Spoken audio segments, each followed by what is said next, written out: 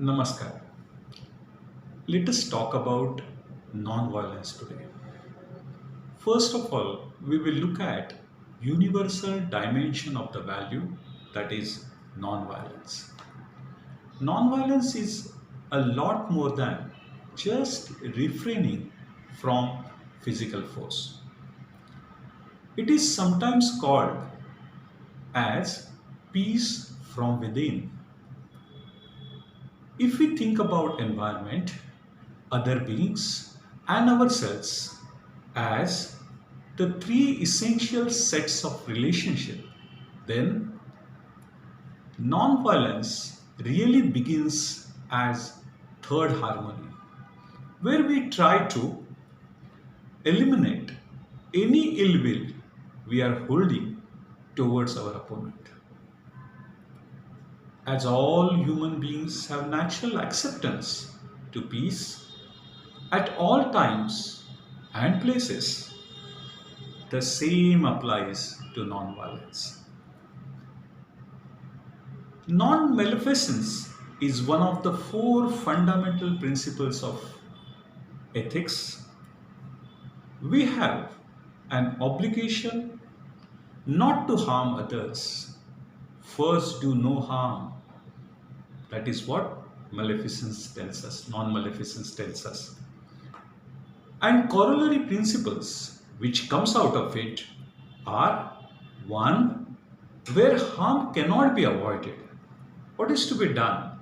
We are obligated to minimize the harm we do. Do not increase the risk of harm to others is the second corollary principle. It is wrong to waste resources that could be used for good is the third corollary principle. And then we can understand how this principle of ethics, fundamental principle of ethics, is connected to non-violence.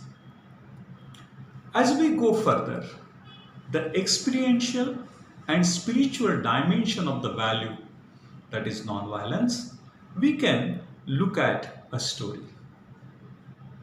There was a gambler who betted a big money and said he would make Saint Eknath angry. The gambler had a house near the banks of river Godavari. Next morning, he waited for Eknath to come to Godavari to have bath. Eknath had his bath and was returning back. The gambler was chewing the pan and spitted on Eknath's head from the terrace of his house, right?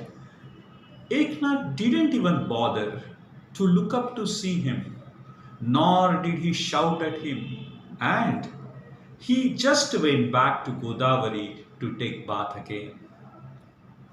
When Eknath came back, the gambler again spit on the pan on him. Again he has done that. Eknath still didn't say anything. Went back to bath again. Eknath would clean himself. Come, the gambler would spit on him.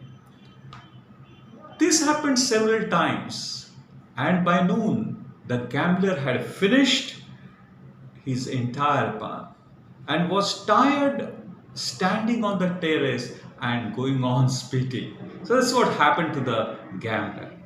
Now the gambler came down and was waiting for Eknath to come. And let's see what happened then, right? Finally, when Eknath was going back from the river, the gambler blocked him and asked him how he had so much of patience and that why didn't he get angry with him when he was spitting on him since morning. This is the question gambler is having. Eknath then replied to him that he came to Godavari to clean his body and therefore performing puja to the god, worshipping God. He also said that one should perform puja with clean body and mind.